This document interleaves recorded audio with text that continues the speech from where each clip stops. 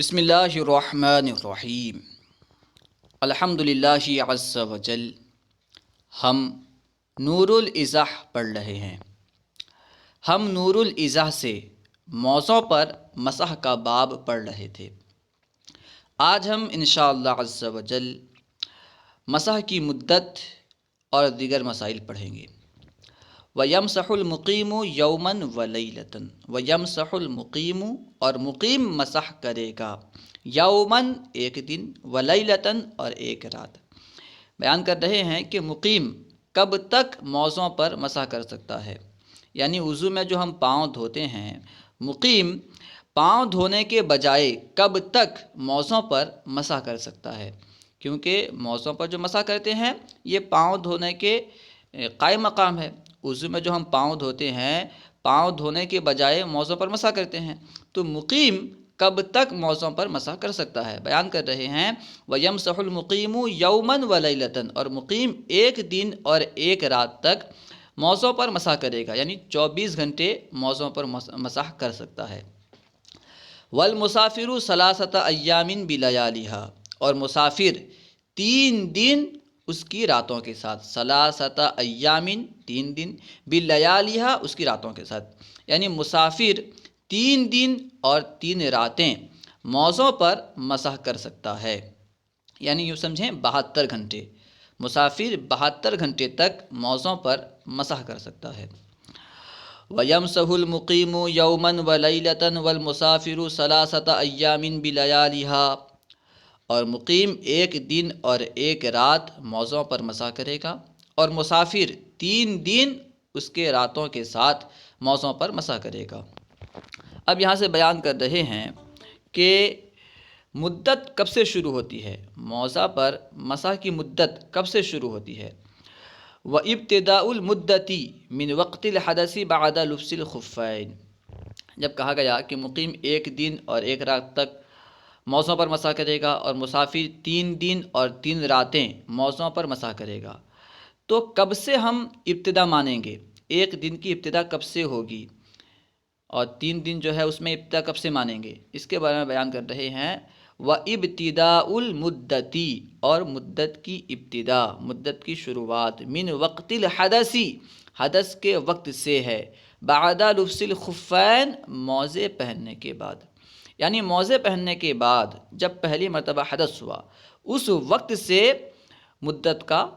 اعتبار ہوگا، اس وقت سے مدت شروع ہوگی۔ اس کے بارے میں 3 قول ہے کہ مدت کی ابتدا کب سے ہوتی ہے۔ ایک قول یہ ہے، ایک قول تو وہی ہے جو متن میں گزرا، کہ موزہ پہننے کے بعد جب پہلی مرتبہ حدث ہوا اس وقت سے مدت کی ابتدا ہوگی۔ دوسرا قول یہ ہے مدت کی ابتدا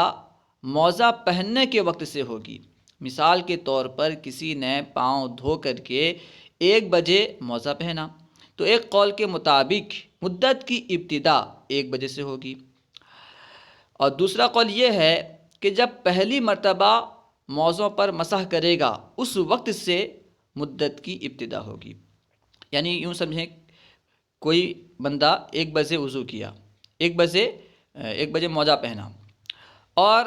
3 بجے اس کو پہلی مرتبہ حدث ہوا، پہلی مرتبہ حدث 3 بجے ہوا، لیکن اس نے فوراً وضو نہیں کیا، فوراً موضوع پر مسح نہیں کیا، بلکہ حدث کے 2 گھنٹہ بعد یعنی 5 بجے اس نے موضوع پر مسح کیا، تو ایک قول کے مطابق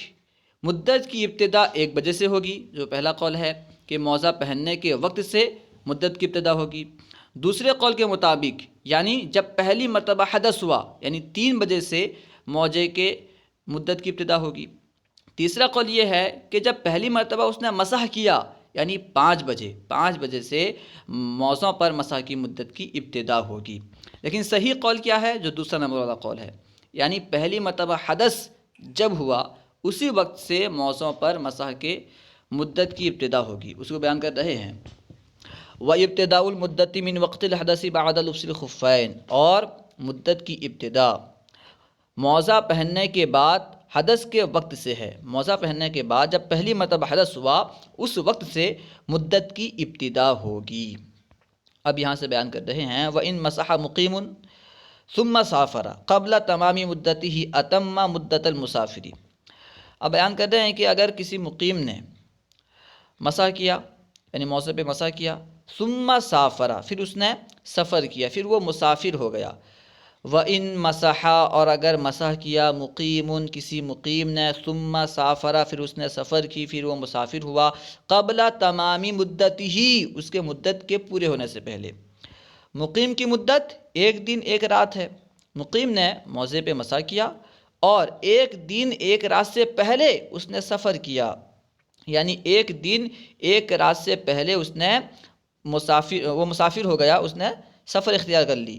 تو اب کیا کرے گا؟ 3 دن تک مسح کرے گا یا ایک دن اور ایک رات تک مسح کرے گا؟ تو بیان کر رہے ہیں اتم مدت المسافر، تو وہ مسافر کی مدت کو پورا کرے گا، اتم وہ پورا کرے گا، مدت المسافر مسافر کی مدت کو، یعنی 3 دن اور 3 راتوں تک وہ مسح کرے گا، کیونکہ اس میں آخری وقت کا اعتبار ہے۔ آخری وقت میں اگر بندہ مقیم ہوگا تو وہ مقیم کا جو حکم ہے، مقیم کی جو مدت ہے، اس کے مطابق مسح کرے گا۔ آخری وقت میں اگر بندہ مسافر ہوگا تو مسافر کی جو مدت ہے اسے پورا کرے گا، کیونکہ شروع میں تو یہ مقیم تھا لیکن آخری وقت آنے سے پہلے یہ مسافر ہو گیا، کیونکہ آخری وقت کا اعتبار ہے اور آخری وقت میں یہ مسافر ہے، اس لیے مسافر کی مدت کو پورا کرے گا۔ وَإِن مَسَحَ مُقِيمٌ ثُمَّ سَافَرَ قَبْلَ تَمَامِ مُدَّتِهِ أَتَمَّ مُدَّتَ الْمُسَافِرِ، اگر مقیم نے مسح کیا پھر سفر کیا، قبل تمامی مدت ہی، اپنے مدت کے پورے ہونے سے پہلے، اتم مدت المسافر، تو وہ مسافر کے مدت کو پورا کرے گا۔ وَإِنْ أَقَامَ الْمُسَافِرُ بَعْدَمَا مَسَحَ يَوْمًا وَلَيْلَةً نَزَعَ۔ وَإِنْ أَقَامَ الْمُسَافِرُ، اور اگر مسافر مقیم ہوا، کوئی بندہ سفر کر رہا تھا، کہیں اس نے اقامت کر لی، وہ مقیم ہو گیا، بعدما مسح یوماً ولیلۃ، جب وہ بندہ سفر کر رہا تھا وہ موضوع پر مسح کر رہا تھا، کیونکہ مسافر کے لیے 3 دن 3 رات تک موضوع پر مسح کرنے کی اجازت ہے، لیکن اس نے ایک دن اور ایک رات موضوع پر مسح کرنے کے بعد مقیم ہو گیا، اقامت کر لی، تو اب کیا کرے گا؟ موضع نکالے گا یا نہیں نکالے گا؟ کیونکہ اس نے تو موضوع پر مسح کی ابتدا حالت سفر میں کی تھی، اور سفر میں موضوع پر مسح کی مدت 3 دن اور 3 راتیں ہیں،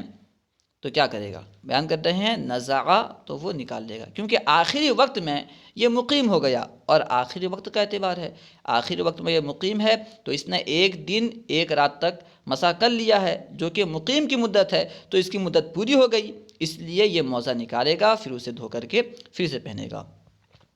وَإِنْ أَقَامَ الْمُسَافِرُ بَعْدَمَا مَسَحَ يَوْمًا وَلَيْلَةً نَزَعَ، اور اگر مسافر مقیم ہوا اس کے بعد کہ اس نے ایک دن اور ایک رات مسح کیا، نزع، تو وہ نکالے گا، یعنی وہ موضع نکال لے گا۔ وَإِلَّا يُتِمُّ يَوْمًا وَلَيْلَةً، ورنہ وہ ایک دن اور ایک رات پورا کرے گا، یعنی اگر وہ ایک دن اور ایک رات تک مسح نہ کیا ہو، مسافر تھا، ابھی 5-6 گھنٹہ ہوا تھا، پہلی مرتبہ حدث کے بعد 5-6 گھنٹہ ہوا تھا کہ اس نے اقامت کی نیت کر لی، وہ مقیم ہو گیا، تو وہ ایک دن اور ایک رات پورا کرے گا، یعنی ایک دن اور ایک رات تک وہ مسح کر سکتا ہے، جو کہ مقیم کی مدت ہے، وہ مقیم کی مدت پورا کرے گا۔ اس کو بیان کر رہے ہیں وَإِنْ أَقَامَ الْمُسَافِرُ بَعْدَمَا مَسَحَ يَوْمًا وَلَيْلَةً وَنَزَعَ وَإِلَّا يُتِمُّ يَوْمًا وَلَيْلَةً، اگر مسافر نے ایک دن اور ایک رات مسح کرنے کے بعد اقامت کی، مقیم ہوا، نزع، تو وہ موضع نکالے گا، وَإِلَّا، ورنہ، یعنی اگر ایک دن اور ایک رات تک مسح نہ کیا ہو، یتم یوماً ولیلۃ، تو ایک دن اور ایک رات پورا کرے گا۔ اب یہاں سے مسح کا فرض بیان کر رہے ہیں، مسح میں فرض کیا ہے؟ وہ فرض المسحی، اور مسح کا فرض قدر 3 اصابع من اصغر اصابع الید علی ظاہر مقدم کل رجل، فرض المسحی، مسح کا فرض، قدر 3 اصابع، یعنی 3 انگلیوں کے برابر ہے، اصابع اصبعن کی جمع ہے، یعنی انگلیاں، قدر 3 اصابع، یعنی 3 انگلیوں کے برابر ہے۔ اچھا کون سی 3 انگلیوں کے برابر ہے؟ من اصغر اصابع الید، ہاتھ کی چھوٹی انگلی سے، یعنی ہاتھ کی چھوٹی انگلی کے مطابق 3 انگلیوں کے برابر مسح کا فرض ہے۔ اچھا کہاں پہ مسح کرنا فرض ہے؟ علی ظاہری مقدمی کلی رجلن، رجل کہتے ہیں پاؤں کو، مقدم یعنی اگلا حصہ، یعنی ہر پاؤں کے اگلے حصے کے ظاہر پر، ہر پاؤں کے اگلے حصے کے ظاہر پر ہاتھ کے چھوٹی انگلی کے مطابق 3 انگلیوں کے برابر مسح فرض ہے۔ دونوں پاؤں میں سے ہر ایک کے اگلے حصے کے ظاہر پر، یعنی اوپر کے حصے پر ہاتھ کی جو چھوٹی انگلی ہے اس کے برابر 3 انگلیوں کے برابر، ہاتھ کی چھوٹی انگلی جتنی بڑی ہوتی ہے اتنی انگلی کے برابر کم سے کم 3 انگلی مسح کرے۔ وفرض المسح قدر 3 اصابع من اصغر اصابع الید علی ظاہر مقدم کل رجل، اور مسح کا فرض 3 انگلیوں کے برابر ہاتھ کی چھوٹی انگلی سے ہر پیر کے اگلے حصے کے ظاہر پر، ظاہر پر یعنی ہر ظاہر پر مسح کرنا ہے۔ مسح کرنا یہاں پہ ذکر نہیں ہے، ظاہر پر مسح کرنا یہ فرض ہے۔ مسح کا فرض یہ ہے کہ ہر پاؤں کے اگلے حصے کے ظاہر پر ہاتھ کی چھوٹی انگلی کے مطابق 3 انگلیوں کے برابر، 3 انگلیوں کے برابر کیا؟ مسح کرنا فرض ہے۔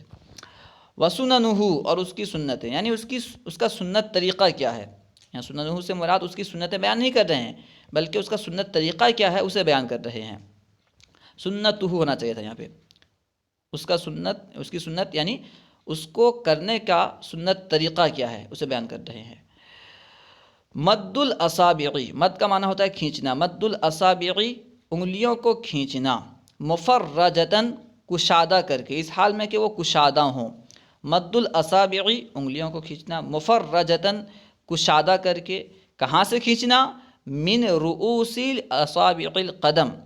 راس کی جمع ہے رؤوس، اس کا معنی ہوتا ہے سر، اصابع یعنی انگلیاں، قدم یعنی قدم، قدم کی انگلیوں کے سرے سے، قدم کی انگلیوں کے سرے سے انگلیوں کو کشادہ کر کے کھینچنا۔ اچھا کہاں تک کھینچنا؟ الی الساق یعنی پنڈلیوں کی جانب، انگلیوں کے سرے سے، قدم کے انگلیوں کے سرے سے پنڈلی کی جانب انگلیوں کو کشادہ کر کے کھینچنا، یہ مسح کا سنت طریقہ ہے۔ یعنی سنت طریقہ یہ ہے کہ بندہ جو پیر کی انگلی کا سیرا ہے وہاں سے کشادہ انگلی کر کے پنڈلی کی طرف کھینچ لے، یہ مسح کا سنت طریقہ ہے۔ وسننہ مد الاصابع مفرجۃ من رؤوس اصابع القدم الی الساق، اور اس کا سنت طریقہ انگلیوں کو کھینچنا ہے کشادہ کر کے پاؤں کی انگلیوں کے سیرے سے پنڈلی تک یا پنڈلی کی جانب، کیونکہ الا کا معنی تک اور طرف دونوں ہوتا ہے، پنڈلی کی طرف یا پنڈلی تک۔ اب یہاں سے بیان کر رہے ہیں کہ مسح کب ٹوٹتا ہے، مسح کتنی چیزوں سے ٹوٹتا ہے۔ وینقض مسح الخف 4 اشیاء، وینقض اور توڑ دیتی ہیں، مسح الخف موزے کے مسح کو، 4 اشیاء 4 چیزیں، یعنی موزے کے مسح کو 4 چیزیں توڑ دیتی ہیں۔ وینقض مسح الخف 4 اشیاء، اور موزے کے مسح کو 4 چیزیں توڑ دیتی ہیں۔ اب وہ 4 چیزیں کون کون سی ہیں انہیں بیان کر رہے ہیں۔ کل شیء ینقض الوضوء، ان 4 چیزوں میں سے پہلی چیز ہے ہر وہ چیز، کل شیء ہر وہ چیز، ینقض الوضوء جو کہ وضو کو توڑ دیتی ہے۔ جو چیز وضو کو توڑ دیتی ہے وہ مسح کو بھی توڑ دیتی ہے، کیونکہ وضو اصل ہے، جب اصل کو کوئی چیز توڑتی ہے تو فرع کو بھی توڑے گی، جو بدل ہے، مسح تو بدل ہے تو بدل کو بھی توڑے گی۔ کل شیء ینقض الوضوء، ہر وہ چیز جو کہ وضو کو توڑ دیتی ہے وہ مسح کو بھی توڑ دیتی ہے۔ اب دوسری چیز بیان کر رہے ہیں، وَنَزْعُ خُفٍ، اور مسح نکالنا، موزہ نکالنا، موزے کو نکال دینا، یہ بھی مسح کو توڑ دیتا ہے، مسح علی الخفین کو توڑ دیتا ہے۔ وَنَزْعُ خُفٍ، اور موزہ نکالنا، وَلَوْ بِخُرُوجِ أَكْثَرِ الْقَدَمِ إِلَى سَاقِ الْخُفِّ، اگرچہ اکثر قدم کے موزے کے پنڈلیوں کی طرف نکلنے کے ذریعے ہو، یعنی یوں سمجھیں کوئی بندہ موزے سے پورا پاؤں تو نہیں نکالا لیکن اپنے پاؤں کے اکثر حصے کو موزے کی جو پنڈلی ہے، یعنی موزے کی جو پنڈلی کی جانب والا حصہ ہے، اس حصے کی طرف اس نے پاؤں کے اکثر قدم کو نکالا، اب بھی پاؤں موزے میں ہی ہے، تب بھی اس کا وضو ٹوٹ جائے گا، کیونکہ جو مسح کا مقام ہے، محل مسح ہے، وہ انگلیوں کا سیرا ہے، یعنی پاؤں کا اگلا حصہ ہے۔ جب اگلا حصہ اس کی جگہ سے نکل آیا، پنڈلیوں کی جانب چلا آیا، موزے کے پنڈلیوں کی جانب چلا آیا، تو گویا کہ اس نے نکال ہی دیا، اس لیے اس کا مسح ٹوٹ جائے گا۔ وینق خیر وکلو شیء ینقض الوضو، سب سے پہلی چیز ہے ہر وہ چیز جو وضو کو توڑ دیتی ہے وہ بھی مسح کو توڑ دیتی ہے۔ دوسری چیز ہے ونزع خف ولو بخروج اکثر القدم الى ساق الخف، اگرچہ اکثر قدم کے موزے کے پنڈلی کی جانب نکلنے کے ذریعے ہو، اکثر قدم کا اکثر حصہ اگرچہ موزے کے پنڈلی کی طرف نکلا ہو، ابھی پورا قدم نہیں نکلا، قدم کا اکثر حصہ موزے کی پنڈلی کی جانب نکلا ہے، اس سے بھی مسح ٹوٹ جائے گا۔ اب تیسری صورت بیان کر رہے ہیں، تیسری چیز بیان کر رہے ہیں جو مسح کو توڑ دیتی ہے۔ وَإِصَابَةُ الْمَاءِ أَكْثَرَ إِحْدَى الْقَدَمَيْنِ فِي الْخُفِّ عَلَى الصَّحِيحِ، وَإِصَابَةُ الْمَاءِ پانی کا پہنچنا، أَكْثَرَ إِحْدَى الْقَدَمَيْنِ دونوں قدموں میں سے کسی ایک میں، دونوں قدموں میں سے کسی ایک میں، دونوں پاؤں میں سے کسی ایک کے اکثر میں پانی کا پہنچ جانا، فی الخفی موزے میں، یعنی ابھی پیر موزے میں ہے، پاؤں ابھی موزے میں ہے، لیکن کسی پاؤں کے اکثر حصے تک پانی پہنچ گیا، اس سے بھی مسح ٹوٹ جائے گا، کیونکہ مسح جو ہے یہ دھونے کا خلیفہ ہے۔ مسح کرتے ہیں دھونے کے بجائے، ہم دھوئے بغیر ہم مسح کرتے ہیں، یعنی ہمیں دھونا نہ پڑے پیر، اس لیے ہم مسح کرتے ہیں۔ جب پانی پہنچ گیا تو غسل ہو گیا، دھونا ہو گیا، اب دھونے کے ساتھ مسح کو جمع نہیں کریں گے، یعنی اصل اور بدل کو جمع نہیں کریں گے، اصل اور خلیفہ کو جمع نہیں کر سکتے۔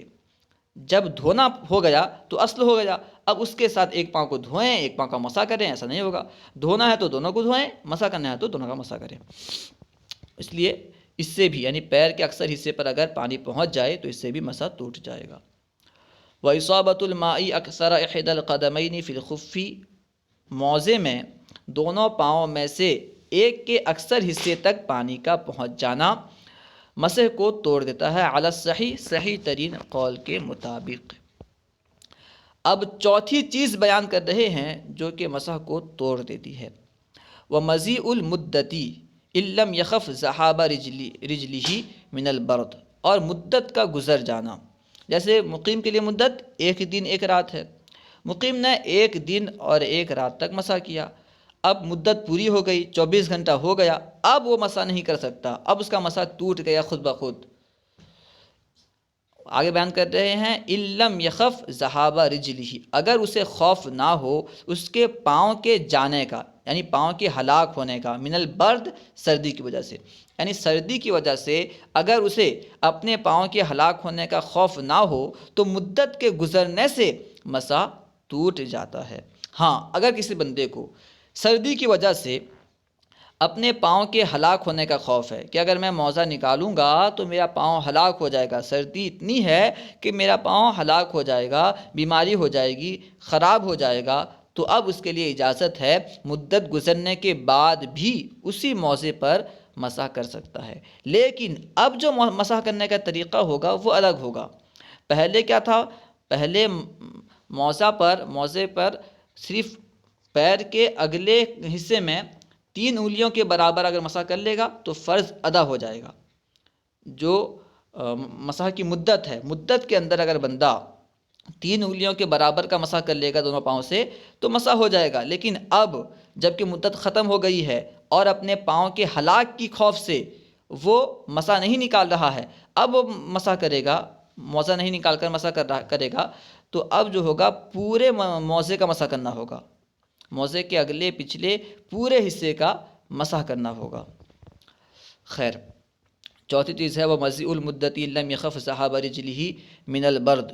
مدت کا گزر جانا اگر اسے خوف نہ ہو اس کے پاؤں کے جانے کا، یعنی اس کے پاؤں کے ہلاک ہونے کا، من البرد سردی کی وجہ سے۔ وبعد ثلاثة الأخيرة غسل رجليه فقط، اب بیان کر رہے ہیں ان چیزوں سے تو